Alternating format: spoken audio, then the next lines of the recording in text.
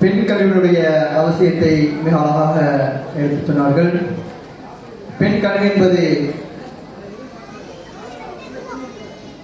குழந்தைகளுக்கு நீங்கள் பள்ளி கல்லூரிகளுக்கு கொடுக்கக்கூடிய கல்வி மட்டுமல்ல, அவர்களுக்கு நீங்கள் சொல்லக்கூடிய நல்ல உபதேசங்கள், அவர்களுக்கு நீங்கள் வழிகாட்டக்கூடிய அவர்களுக்கு சொல்லக்கூடிய அறிவுரைகளும் கூட. இதை ஏன் இந்த இடத்துல நான் சுட்டி காட்டுறேன் அப்படின்னா, நிறைய குழந்தைகள் நீங்கள் கூட்ட அந்த குழந்தைகள் நீங்கள் வாழ்ந்துட்டு இருக்காங்க, அவங்களுக்கு கொஞ்சம் எடுத்து சொல்லுங்க. எனக்கு பயன் நடக்குது, இதனால மற்றவங்களுக்கு இந்த சலசலப்பு வரக்கூடாது, அவர்களை கூட்டி தங்கள் மடியில் அமர வைத்துக் கொள்ளுங்கள். அன்புடைய சகோதர சகோதரிகளை, ஒரு சின்ன ஒரே ஒரு நம்முடைய எம்டிசியை பற்றிய ஒரு விளக்கத்தை கொடுத்தி அடுத்தபடியாக நம்முடைய இமாம் அவர்கள் பயான் இருக்கிறார்கள் என்பதை தெரிவித்துக் கொள்கிறேன்.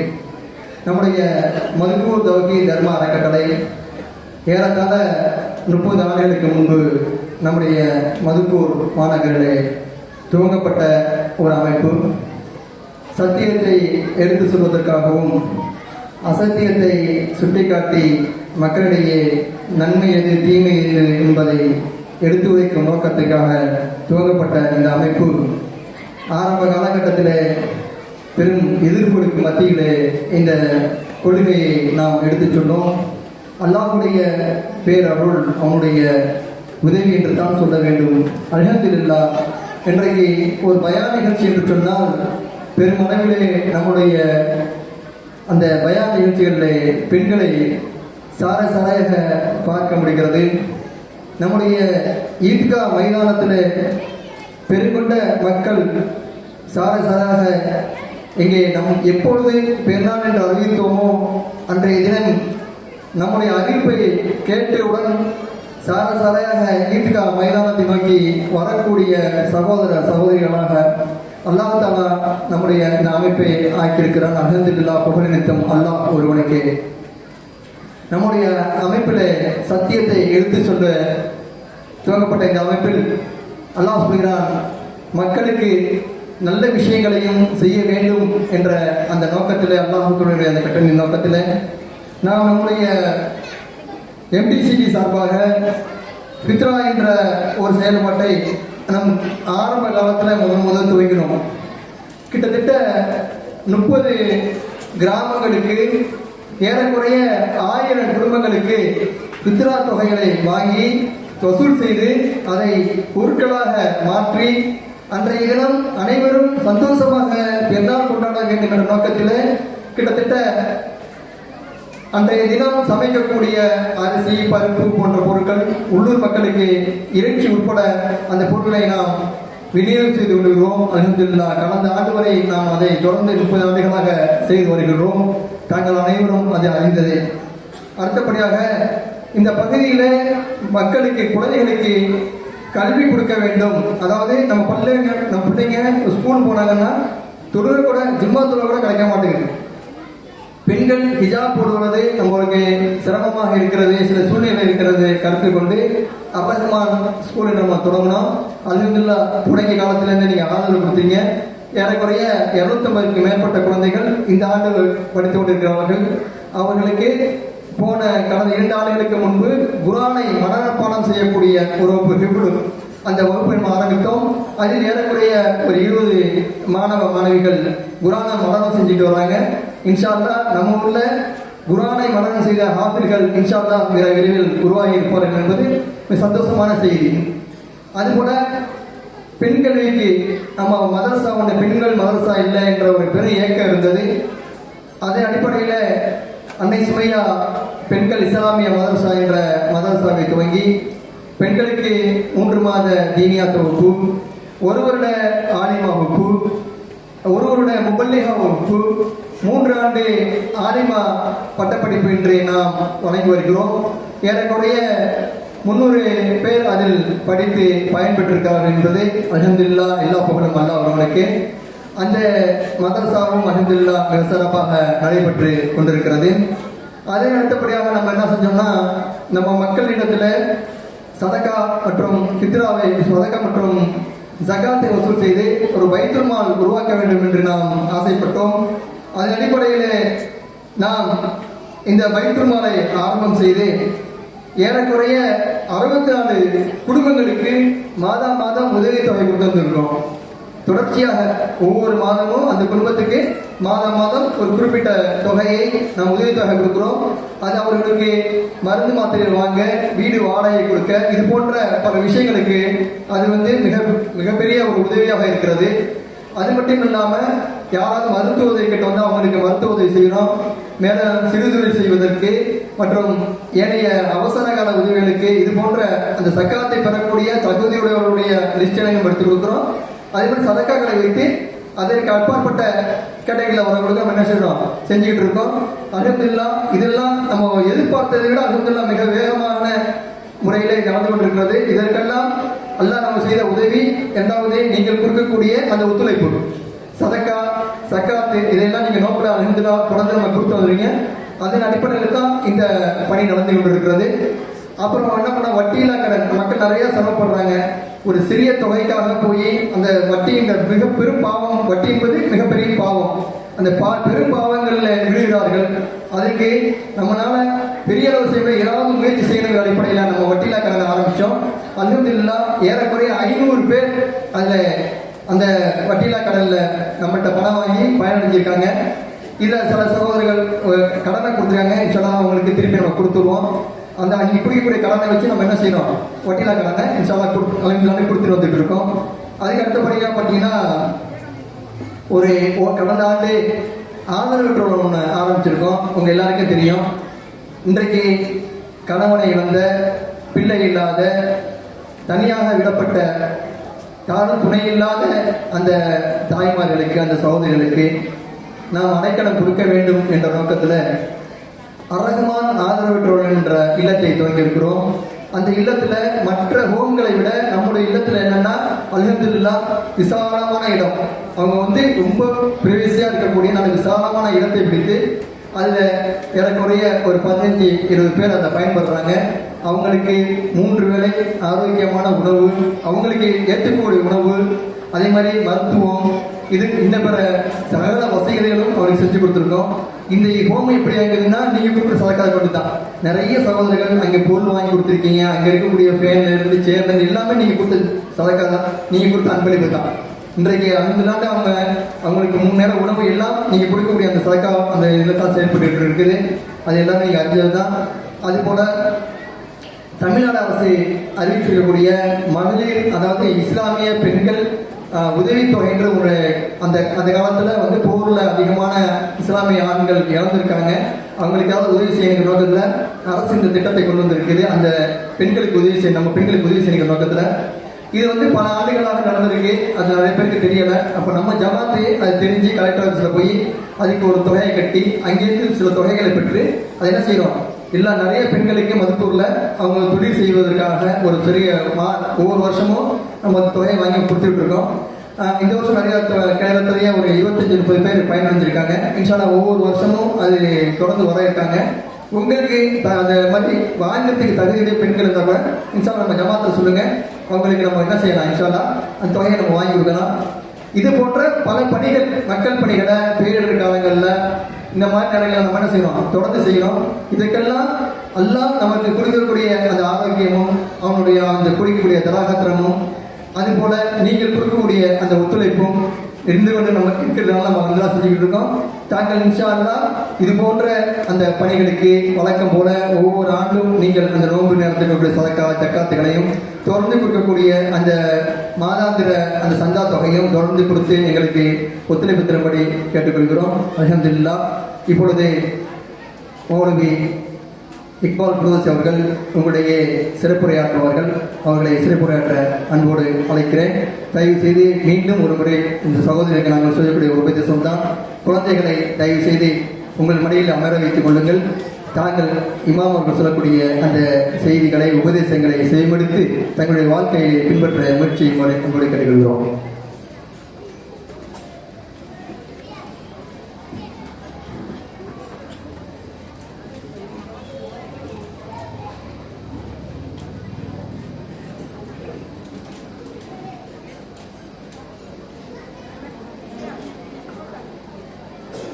Assalamualaikum warahmatullahi wabarakatuh.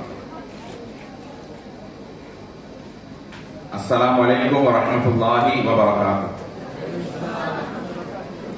எங்க போனாலும் 2 தடவை நான் சொல்ற மாதிரியே இருக்கு. மக்கள்கிட்ட உற்சாகம் கொஞ்சம் கம்மியா இருக்கு. மாஷா அல்லாஹ், திரளா மக்கள் குழும்பி இருக்கீங்க. முன்னால் பேசிய சகோதரர் அவங்க சொன்ன மாதிரி கொஞ்சம் பிள்ளைகளை ஓரமா அவங்கவுங்க பிடிச்சி வச்சுக்கிட்டீங்கன்னா எல்லாருக்கும் அது ஏன்னா ஒரு 2.5 மணி நேரம் 3 மணி நேரம் நீங்க உட்கார்ந்துருக்கீங்கன்னா இந்த இல்மை, இந்த சபையை, கல்வியை கற்கணுங்கிற ஒரே நோக்கம் தான். அதனால இன்ஷால்லா சலசலப்பு இல்லாம துவா ஓதுற வரைக்கும் எல்லாரும் இருந்துட்டு இன்ஷால்லா இங்க இருந்து கலந்து போனாதான் இந்த சபையினுடைய முழுமையான நன்மை நமக்கு கிடைக்குங்கிறத நம்ம தெளிவாக புரிந்து கொள்ள வேண்டும். அல்லாஹ் இந்த சபைக்குரிய நன்மை நம்ம எல்லோருக்கும் தரட்டும். இன்னல் ஹம்தலில்லாஹ் நஹ்மதுஹு வ நஸ்தஈனுஹு வ நஸ்தக்ஃபிருஹு வ நுஃமினு பிஹி வ நதவக்கலு அலைஹி வ நஊது பில்லாஹி மின் ஷுரூரி அன்ஃபுஸினா வ மின் ஸய்யிஆத்தி அஅமாலினா من يهده الله فلا مضل له ومن يضلل فلا هادي له واشهد ان لا اله الا الله واشهد ان محمدا عبده ورسوله اما بعد. அளவற்ற அருளாளனும் நிகரில்லா பேரன்புடையவனுமாகிய அல்லாஹ்வின் திருப்பெயரை போற்றி புகழ்ந்து ஆரம்பிக்கிறேன். அல்லாஹ்வினுடைய அருளும் கிருபையும் நபிகள் நாயகம் ஸல்லல்லாஹு அலைஹி வஸல்லம் அவர்கள் மீதும், அவர்களின் குடும்பத்தார்கள், சஹாபாக்கள், ஏனைய இந்த சபையில் பங்கெடுத்திருக்கிற என் மீதும் உங்கள் மீதும், என்னுடைய உங்களுடைய தாய் தந்தை, என்னுடைய உங்களுடைய குடும்பத்தினர் மீதும், நமது குடும்பத்தில் நண்பர்களில் வாழ்ந்து மண்ணறைகளில் இருப்பவர்கள் மீதும் அல்லாஹ்வின் கருணையும் மன்னிப்பும் என்றென்றும் நிலவட்டுமாக. அன்பிற்கினிய சகோதர சகோதரிகளே, பெரியோர்களே, தாய்மார்களே, சிறார்களே, அல்ஹம்துலில்லாஹ், அருமையான ஒரு மாலை பொழுதிலே நமது ஜமாத்தின் மூலமாக உங்களை எல்லாம் ஒன்று கூட்டி இப்படியான ஒரு சிறப்பு நிகழ்ச்சியை நண்பர்கள் ரொம்ப சீக்கிரமாகவே ரமலானை பற்றியான ஒரு வரவேற்பு நிகழ்ச்சி ஏற்பாடு செய்திருக்கிறார்கள். உண்மையில இப்படியான ஒரு சபையில் அல்லாஹ் என்னையும் உங்களையும் ஒன்று கூட்டினானே. பலர்களும் பல வேலையில இருக்கலாம், பலர்களும் பல ஆசையில இருந்திருக்கலாம் இங்க வரணும்னு. ஆனா அல்லாஹ் நாடிய மக்களுக்கு தான் இந்த சபையிலே அமரக்கூடிய, கேட்கக்கூடிய வாய்ப்பை அல்லாஹ் தருகிறான். உண்மையிலே தோழர்களே, தாய்மார்களே, ஒரு ஹதீஸை சொல்லி என்னுடைய உரைக்குள் நான் வருகிறேன். அண்ணலம் பெருமானார் அகிலத்தின் அருட்கொடை கண்மணி நாயகம் சொல்லி தருவாங்க ஸல்லல்லாஹு அலைஹி வஸல்லம், இதா அராதல்லாஹு பிஅப்தின் கைரா, ஒரு அடியானுக்கு அல்லாஹ் கைரை, சிறப்பை, நலவை நாடுவான் என்றால் இஸ்தஅமல்ஹு, நிறைய செல்வத்தை கொடுப்பேன், பணத்தை கொடுப்பேன், பலத்தை கொடுப்பேன், நல்ல அதெல்லாம் ரெண்டாவது. முதலில் அல்லாஹ் என்ன செய்வான்? நிறைய அமல் செய்யக்கூடிய தௌஃபீகை தருவான். இதே பயானுடைய செய்தி எத்தனையோ பேர் காதிலே கேட்டு இருக்கும், வரலாம் போகலாம் நினைச்சிருப்பான, வாய்ப்பு இல்லாம இருந்திருக்கும், அல்லது போக முடியாம வேற ஏதாவது பலுக்கள் வந்திருக்கலாம். ஆனால் உங்களுக்கு தானே இந்த சபையில் அமரக்கூடிய வாய்ப்பை அல்லாஹ் தந்திருக்கிறான்.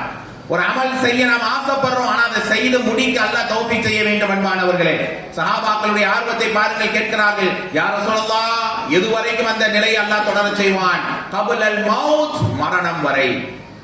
தோழர்களே, பெரியோர்களே, மரணம் நெருங்குகிற வரை அல்லாஹ் நம்மை அமல் செய்ய வைத்துக் கொண்டே இருப்பான்.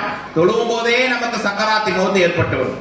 இப்படி உரை நிகழ்த்துக் கொண்டிருக்கும் போதே மரணம், அல்லாஹ்வுடைய அருளால் இஹ்ராமிலே இருக்கும் போது ஒரு மரணம், நல்ல விஷயத்துக்காக நடந்து செல்லும் போது ஒரு மரணம், இப்படி நன்மையில் நிலைக்க வைத்து அந்த நன்மை செய்து கொண்டு இருக்கிற நிலையில் அல்லாஹ் மௌத்தை தந்து விடுவான். அப்படி கடைசி வரை நம்மை அமலிலேயே அல்லாஹ் நிலைத்து வைப்பான். அப்படி ஒரு சபையிலே உங்களையும் என்னையும் அல்லாஹ் இங்கு ஒன்று கூட்டினானே. இந்த சபையிலே கேட்கக்கூடிய ஒவ்வொரு செய்திகளையும் இறைவா எனக்கும் உங்களுக்கும் வாழ்க்கையினுடைய அடையாளமாக, ஈமானின் வெளிச்சமாக, இறைவனுடைய நேசத்துக்கான களமாக எனக்கும் உங்களுக்கும் ஆக்கி தர வேண்டும் என்றால் இந்த சபையில் சொல்லப்படக்கூடிய ஒவ்வொரு வார்த்தைகளையும் காதிலே அல்ல, உங்கள் உள்ளத்தில் நீங்கள் செய்மடிக்க வேண்டும். என்பானவர்களே, அன்பிற்கினிய சகோதர சகோதரிகளே, அப்படி ஒரு சபையில் அல்லாஹ் பங்கெடுக்க வைத்த நோக்கம் நம்முடைய இந்த ரமலானை வரவேற்க. புனிதமிக்க ரமலானுடைய மாதம், புதிதாக ரமலானை பற்றி நமக்கு என்ன சொல்ல வேண்டும்? எல்லாருக்கும் ரமலானை பற்றி தெரிந்த செய்திகள் தான் இல்லையா? ஆனால் இந்த ரமலான் அல்ஹம்துலில்லாஹ் அடைய மிக மிக சமீபத்தில் நாம் இருக்கிறோம் இல்லையா? இன்னும் ஒரு 2-3 வாரங்கள் தான் இருக்கும். அப்படிப்பட்ட இந்த ரமலானுக்கு மிக நெருக்கமாக இருக்கிற இந்த சந்தர்ப்பத்திலே ரமலானை பற்றி பேசுவதையே என்ன நினைக்கிறோம்? இந்த ரமலானுக்கு 20 நாள் இருக்க பையன், அதுக்குள்ள ரமலானை பற்றி பயான். சுப்ஹானல்லாஹ், ரலியல்லாஹு அன்ஹும் அஜ்மஈன் என்கிற பட்டங்களை பெற்றார்கள் சஹாபாக்கள். எப்படியான சஹாபாக்கள், தாய்மார்களே, அன்பானவர்களே, உலகத்தில் வாழும் போது நீங்கள் சொர்க்கவாசி, நீங்கள் சொர்க்கவாசி என்கிற அந்த அடையாளத்தை பெற்றார்களே, அவங்க ரமலானுக்காக 6 மாதத்துக்கு முன்னாலேயே தயாராகி விடுவார்கள். எப்படி? 6 மாதத்துக்கு முன்னாடியே. இங்க அமர்ந்திருக்கக்கூடிய பேசுற நானும் கேட்கிற நீங்கள் உங்கள் ஒவ்வொருவருடைய முகத்தை பார்த்து நான் கேட்கிறேன் தோழர்களே, பெரியவர்களே, இந்த ரமலானுக்காக என்னுடைய பிரிப்பரேஷன் என்ன? நிறைய குர்ஆன் ஓத காத்திருக்கேன், நிறைய அமல் செய்வேன், நிறைய சதகா செய்வேன், நிறைய பள்ளியில தொழுகைக்காக நான் அமர்ந்திருப்பேன், நிறைய அமல்களுக்குரிய வாய்ப்பை ஏற்படுத்துவேன், இயற்கைக்காப்புடைய நியத்துவேன், எல்லாம் நினைக்கிறோம். என்ன ஏற்பாடு செய்து விட்டோம்? உங்க உள்ளத்தை தொட்டு கேட்டு பாருங்கள் அன்பானவர்களே. குறிப்பாக இந்த உபதேசம் தாய்மார்கள் உங்களுடைய உள்ளத்திலே கொண்டு போய் சேர்க்க வேண்டும். அப்படி இந்த ரமலானுக்காக என்னுடைய தயாரிப்பு என்ன? ரமலான் வந்தாலும் சரி, வராமல் போனாலும் சரி, இந்த சமூகம் அல்லாஹ்வுடைய பயமற்ற மக்களாகத்தான் வாழ்கிறார்கள். ஒரு ஆயத்தில் அல்லாஹ் இப்படி கேட்கிறான், 23வது அத்தியாயம் 115வது வசனம் எங்களை எல்லாம் நம்பருக்காக இங்கே நான் சொல்லவில்லை தோழர்களே, தாய்மார்களே. உங்களுடைய உள்ளத்திலே என்றைக்கெல்லாம் பலகீனம் வருமோ, இறைவனுடைய அச்சம் குறையுமோ, மறுமை சிந்தனை உங்களுக்கு லேசாகுமோ, அப்போது நீங்கள் படித்து பார்க்க வேண்டிய வசனங்கள் இவைகள் எல்லாம். அல்லாஹ் சொல்லுவான் 23வது அத்தியாயம் 115வது வசனம், அப்ப ஹஸிபுதும் அன்னமா ஹலக்னாகும் அபஸா. அல்லாஹ் கேட்கிறான், மக்களே, நாம் உங்களை வீணாக விளையாட்டாக தேவையில்லாமல் படைத்தோம் என்று எண்ணிக்கொண்டு இருக்கிறீர்களா? வன்னகும் இலைனா லா துர்ஜஊன், மீண்டும் என் பக்கம் வரமாட்டோம் நீங்க நினைக்கிறீங்களா என்று அல்லாஹ் கேட்கிறான். யோசித்து பாருங்க, எவ்வளவு அலட்சியம். பேசுற நானும் கேட்கிற நீங்களோ அல்லாஹ் ரப்பல் ஆலமீனுடைய முழு ரஹ்மத்தையும் கருணையும் பெற்ற அளவிலே தான் வாழ்ந்து கொண்டு இருக்கிறோமா? அப்படி நாங்க மாறணும், திருந்தணும், வருந்தணும் யா அல்லாஹ், அப்படி எங்களுடைய ஈமானை புதுப்பிக்க வேண்டும் யா அல்லாஹ் என்று கேட்டு கேட்டு கதறோமா இல்லை அன்பானவர்களே? அப்படிப்பட்ட மாற்றத்துக்குரிய மாதமே இந்த ரமலான் தானே. இந்த ரமலானுக்காக என்னுடைய ஏற்பாடு என்ன? ரமலானுக்காக என்னுடைய தயாரிப்பு என்ன? அதிகமான மக்கள் என்ன தயாரிப்பு? முன்னாடியே பர்ச்சேஸ் பண்ணி வச்சிடலாம், முன்னாடியே ஏழைகளுக்கு கொடுக்கறத கொடுத்துடலாம், இது மாதிரியான ஏற்பாடு செய்கிறாங்களே தவிர தனிப்பட்ட என் இபாதத்தை, என் ஈமானை, என்னுடைய அமலை அலங்கரிப்பேன், அல்லாஹ்வுக்கு மிக மிக நெருக்கமான ஒரு வாழ்க்கையை நான் வாழப் போகிறேன் என்கிற அந்த உள்ளச்சத்தோடு இந்த ரமலானை வரவேற்று அமர்ந்திருக்கக்கூடிய மக்கள் இங்கே யார் இருக்கிறார்கள்? யோசித்து பார்ப்பானவர்களே. முதலில் பிரார்த்தனை செய்யுங்கள். என்ன? அல்லாஹ்வே, எங்களை ஷாபானை அடைத்து விட்டோம் யா அல்லாஹ், எங்களை பல்லிகனா ரமலான், ரமலானை அடையவை ரஹ்மானே என்று உடனே இந்த சபையிலேயே உள்ளத்திலிருந்து கேளுங்கள் தோழர்களே, தாய்மார்களே. இன்னும் 20 நாள் தானே இருக்கு. இந்த ரமலான் என்ன, 2026 என்ன, 36 ரமலானை அடைவேன். அல்லாஹ் எனக்கு உங்களுக்கு நீண்ட ஆயுளை, நிறைய ரமலானை தரட்டும் இன்ஷா அல்லாஹ். ஆனால் யதார்த்தம் என்ன தெரியுமா தோழர்களே, தாய்மார்களே? ரமலானுடைய மாதத்தை அடையணும் என்று ஆசைப்பட்ட பலர்கள் இன்றைக்கு இல்லை. போன ரமலானில் இருந்தவர்கள் இந்த ரமலானை எட்டக்கூடிய இடத்துல இல்லையே. இன்னும் 2-3 வாரங்களில் அல்லாஹ் நம்ம எல்லாருக்கும் பாதுகாப்பு தரணும். எத்தனை மௌத்து செய்திகளை காதிலே கேட்போம் என்று தெரியாது. காலையில எழுந்தினால் எத்தனை மரண செய்திகள் நம்முடைய உள்ளத்தை உழுக்குகிறதா? இந்த துனியாவிலே நான் தான் எவ்வளவு காலம் வேண்டுமானாலும் வாழ்வேன், எனக்கு தான் எல்லா விதமான ஆயுள்களும் உண்டு என்று எத்தனை மரணங்களை பார்த்தாலும் எனக்கு நோய் இல்லை, நொடி இல்லை, எனக்கு முதுமை இல்லை, நான் நிரந்தரமா வாழ்வேன் என்கிற மிதப்பை ஷைத்தான் உண்டாக்குகிறான். அல்லாஹ் ரப்பல் ஆலமீன் சொல்வானா இல்லையா, குல்லு நஃப்ஸின் தாயிகத்துல் மௌத், ஒவ்வொரு ஆத்மாவுக்கும் அதிபயங்கரமான மரணத்தை அல்லாஹ் சுவைக்க செய்வான். யாரும் தப்ப முடியாது. அவர் அவருடைய வலி குல்லி உம்மத்தின் அஜலுன், ஒவ்வொரு மனிதனுக்கும் சமுதாயத்துக்கும் அல்லாஹ் ஒரு டைம் வச்சிருக்கிறான். அந்த தவணை வந்து விட்டால் லா யஸ்தகிருன ஸாஆ வலா யஸ்தக்திமூன், கொஞ்சம் முந்தவோ பிந்தவோ அல்லாஹ் செய்யவே மாட்டான் தோழர்களே, தாய்மார்களே. அப்படிப்பட்ட மரணத்தை எத்தனை பேர் கடந்து விட்டார்கள். இந்த ரமலானை அடையும் நினைச்சவங்க. போன வாரம் ஒரு ப்ரோக்ராமுக்காக ஒரு சகோதரர் கூப்பிடுறாரு, அதுக்கு ஒரு வாரம் முன்னாடி இந்த டேட்ல வாங்க, இல்லங்க வேற ப்ரோக்ராம் இருக்குன்னு அடுத்து வரங்கன்னு கான்வர்சேஷன் போயிட்டு இருக்குது. அடுத்த ஒரு நாள் கழிச்சு காலையில பாக்குறோம் அவர் மௌத்தாகி விட்டார் அப்படிங்கிற செய்தி. போன ஒரு நாளைக்கு முன்னாலே என்கிட்ட பேசினார், நிகழ்ச்சிக்கு வரீங்களா போறீங்களான்னு. ஆக 50 வயதுக்கு உள்ளே உள்ள மனிதர் தான், எந்த பெரிய நோயும் எல்லாம் இல்ல. காலையில பஜர் தொழ போயிருக்கிறார், தொழுதும் இருக்கிறார். எழுப்பும் போது என்னை உங்களை மாதிரி ஆரோக்கியமான மனிதர். பஜர் தொழுது முடித்தவுடன் ஒரு மாதிரி படபடப்பு, வேர்க்கிறது, மயங்கி விழுகிறார். ஆஸ்பத்திரி போனா அவர் இறந்து விட்டார். தோழர்களே, தாய்மார்களே, இந்த ஹதீஸை ஞாபகம் வைத்துக் கொள்ளுங்கள். துனியாவுடைய மோகமா, பாவத்திலே முழுகக்கூடிய சமூகமா, இந்த இளமையும் முதுமையும் அல்லாஹ்வை மறந்து வாழக்கூடிய களமா? அப்படி நினைக்கிறவங்க யோசிச்சு பாருங்க. குன் ஃபி துன்யா கஅன்னக கரீப், உலகத்திலே ஒரு வழிபோக்கனை போல நீங்கள் வாழுங்கள். என்னங்க பட்டம், பதவி, அந்தஸ்து என்று இந்த உலகத்திலே பெருமை அடித்து ஓடுகிறான் மனிதன். இந்த உலகத்தை நீ ஒரு வழிபோக்கனை போல வாழ்ந்துகள் என்று அண்ணன் பெருமானார் சொன்னார்கள். காலை அடைந்தால் மாலை எதிர்பார்த்து விடாதே. மாலை அடைஞ்சிட்டோமா காலை எதிர்பார்க்காதே. காலை அடைந்த மனிதனால் மாலை அடைய முடிஞ்சதா? இல்லையே தோழர்களே. அப்படிப்பட்ட அந்த நேரத்தில் அவருடைய நினைப்பு என்ன இருந்திருக்கும்? ரமலானுக்கு ஒரு மாசம் தான், நம்ம ரமலானை அடைவோம், அவர் தான் தாய்களை ஏற்பாடு செய்வார், அவர் எவ்வளவு கனவெல்லாம் கண்டிருப்பார் தோழர்களே, பெரியவர்களே. ஆனா அந்த நேரத்தில் அல்லாஹ் அவருக்கு இந்த ரமலான் நாடவில்லை. அதனாலே தான் சஹாபாக்கள் 6 மாதத்துக்கு முன்னாலே பல்லிகனா ரமலான், இறைவா ரமலானை எங்களை அடைய வையா அல்லாஹ், ரமலானிலே முழுமைப்படுத்த ரமலானை தொட்டவர்கள் நடுபத்தே மௌத்தாகி போறாங்க. ரமலானில் எவ்வளவு மௌத்து செய்திகளை கேட்கிறோம் தோழர்களே, தாய்மார்கள். ரமலானுடைய இறுதி அடைந்தவர்கள், பெருநாளைக்கு முன்னால் மௌத்தானவர்களை கேள்விப்படுகிறோமா இல்லையா? அப்ப என்ன உள்ளம் பதறணும்? அல்லாவே, இன்னைக்கு நாமெல்லாம் முதல்ல நினைச்சோம் 70-80 வயசை தாண்டினவங்க தான்ப்பா மௌத்தாகுவாங்க, அவங்களுக்கு தான்ப்பா இறப்புன்னு ஏற்படும். ஆனா இன்னைக்கு 15-20 சின்ன வயசு பெரிய வயசு அளவே இல்லாத அளவிலே இந்த நேரம் மரணம் ஏற்படுதா இல்லையா? அப்ப என்னுடைய உள்ளத்தில் ஒவ்வொரு தொழுகைகளையும் ஒவ்வொரு தஹஜ்ஜுகளையும் கேட்க வேண்டுமா இல்லையா? கருணையாளனே ரஹ்மானே, புனிதமிக்க மாதம், நன்மைகளை உயர்த்தக்கூடிய மாதம், பாவங்களை அழிக்கக்கூடிய மாதம், உன் ரஹ்மத்தினுடைய மலையை கொட்டக்கூடிய ஒரு மாதம். யா அல்லாஹ், உன்னுடைய திருப்பொருத்தத்துக்கான மாதத்தை எங்களை அடையவை யா அல்லாஹ். இந்த ரமலானை முழுமைப்படுத்திக் கொடு யா அல்லாஹ். ரமலானிலே நோய் நொடிகளை தந்துடாதே இரட்சகா, ரமலானிலே பலகீனத்தை தந்து விடாதே இறைவா என்று இந்த சபையிலேயே நான் நீங்களும் பிரார்த்திக்க கடமைப்பட்டிருக்கிறோம் தோழர்களே. அப்படிப்பட்ட ரமலான் ஆக சமீபமாக இருக்கிறதே. இந்த ரமலானை எப்படி நாம் முழுமையாக இறைவனுக்காக அர்ப்பணிக்க போகிறோம்? முதல் பாடத்தை நீங்கள் யோசித்து பாருங்கள். இங்க இருக்கக்கூடிய பல வயதுடைய மக்கள் இங்க இருக்கிறார்கள், மாஷா அல்லாஹ். அப்படியான இந்த நேரத்தில் தோழர்களே, 20, 30, 40 எத்தனையோ ரமலானை கடந்த மக்கள் இங்கே இருக்கிறார்கள். ஏதாவது ஒரு ரமலான், நான் உங்களை பார்த்து கேட்கிறேன், என்னை நான் கேட்டுக்கொள்கிறேன், ஏதாவது ஒரு ரமலான் என்னை மாத்திடுச்சு. 2020 ரமலான் சொல்லுவாங்க, கொரோனா ரமலான்ங்க, அதெல்லாம் சொல்லுவாங்க. ஆனா ஒரு ரமலான் உங்களை முழுக்க முழுக்க குர்ஆனோடு தொடர்புடையாக மாத்துச்சு. ஒரு ரமலான் உங்களை தீய பேச்சை விட்டு தடுத்துச்சு. ஒரு ரமலான் உங்களை முழுக்க முழுக்க சதகாவில் ஆர்வப்படுத்துச்சு.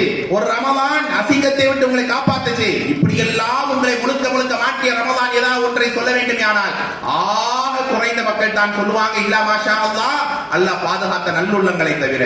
ஆனால் தோழர்களே, பெரியோர்களே, சஹாபாக்கள் ரமலானிலே எப்படியான உத்வேகத்தோடு இருப்பார்கள் சொன்னார்களே சலப்புகளை பற்றி. அவங்க எல்லாம் ரமலானை எப்படி எல்லாம் உள்ளச்சத்தோடு இறையச்சத்தோடு செயல்பட்டு இருக்கிறார்கள். ஆனா என்னுடைய அதிகபட்ச ரமலான் என்ன? சஹரிலே எழுவோம், நல்லா உண்ணுவோம், இஃப்தார் உண்ணுவோம் சொன்னார்கள். இளைஞர்கள் இரவெல்லாம் ஊர் சுத்தி விட்டு அப்படியே உறங்கிதான் கழிக்கிறோம் இந்த ரமலான். இதற்கு தான் ரமலானா? இதற்கு தான் இறையச்சத்துக்குரிய மாதமா? இல்லை தோழர்களே, புனிதமிக்க இந்த ரமலான்